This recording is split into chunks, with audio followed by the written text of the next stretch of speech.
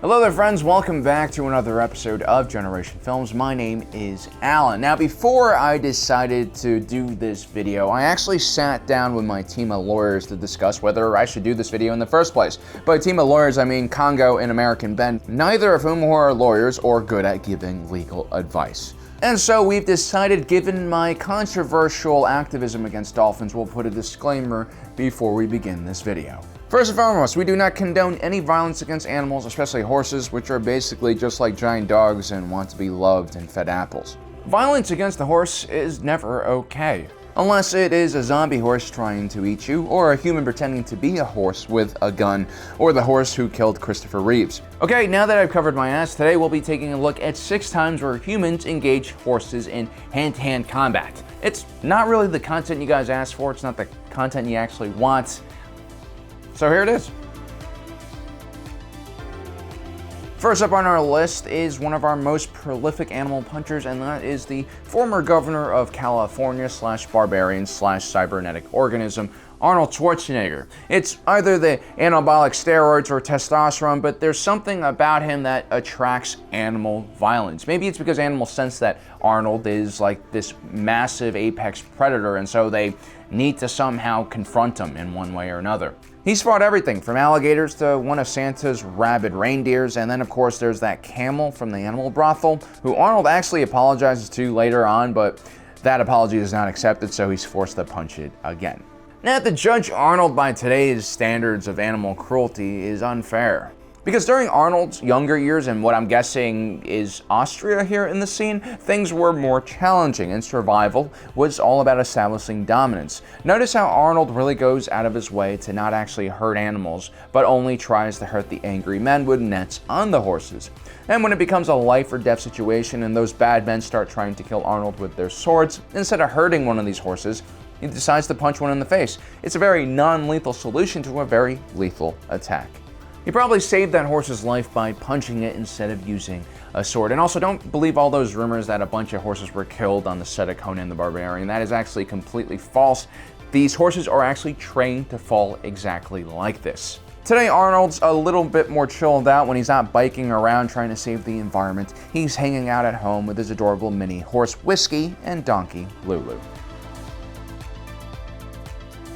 If you're a fan of epic tales of battle, friendship, and political intrigue that makes Game of Thrones look like a regional dispute, I highly recommend you guys check out the Three Kingdom era of Chinese history. One of the most ferocious warriors of this time period was Zhang Fei, a general of the warlord Liu Bei. In some depictions of Zhang Fei, primarily John Woo's depiction of Zhang Fei, this extremely hairy and powerful warrior would enter battle with nothing but his bare fists and go around punching everything in sight.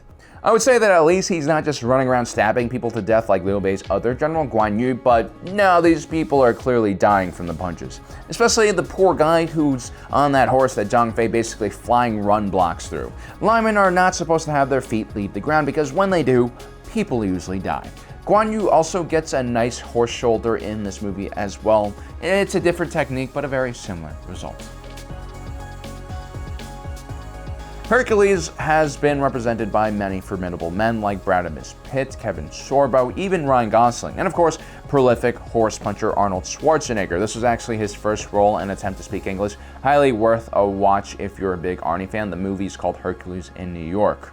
I'm Hercules. So you told me. No man is superior to Hercules.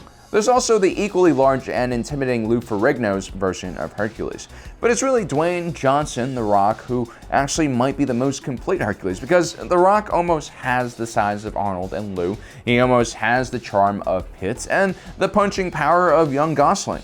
Okay, I just wanted to show that scene. It's a good punch. He also has the hair of Kevin Sorbo. I think literally. This could be one of those Comanche full scalp transplants. We're looking at some very advanced hair technology here. Also, just for the heck of it, here's Jason Statham with hair. Anyway, the Rock Hercules is not all that different from the other Hercules we've mentioned, as us mere mortals stand in formation behind a shield wall for protection. The Rock Hercules stands like a rock in a river of enemy forces. On one occasion, the Rock Hercules mistakes a bunch of humans on horses for some dreaded centaurs. Judging by the fact that the Rock Hercules is wearing Aslan's face on his face, we know that he does not take kindly to mythical woodland critters. And so when the leader of the Thracian Centaur, or maybe not Centaur army, tries to skewer him, Rock Hercules dodges the incoming blow and literally takes the Centaur and flips it onto its head. Centaurs. Once again, we have to remind you guys that we do not support violence against horses. We love horses, but, death to centaurs. The Mustang is a movie that's based on an actual prisoner rehabilitation program in which convicts are taught to train wild Mustangs and tame them. And since horses are just like giant dogs, as we established before, it makes sense to pair troubled individuals with these majestic animals who bring out the best of our humanity through their own simple and trusting nature. Now, Coleman has been in the system for 12 years after attacking his domestic partner, leaving them with brain damage. He clearly is dealing with a variety of different issues. He has a rage problem, he can't control his anger, and he has certain violent tendencies. Roman joins the prisoner rehabilitation program and is immediately thrown into the ring with a wild Mustang, and he really struggles to bring it under control. It even knocks him down, which really pisses him off, at which point he decides to get back up and he starts rocking the Mustang with body shots. Of course, it's never a good idea to punch something that's much larger than you, especially if you can't really drop it in one sneaky, back of the head punch. And Roman quickly learns that lesson because the Mustang immediately retaliates with a swift kick to his chest. That is how you break all of your ribs. In Blazing Saddles, Mongo is one of the scariest thugs around. A mere mentioning of his name will send the townfolks of Rock Ridge running in terror.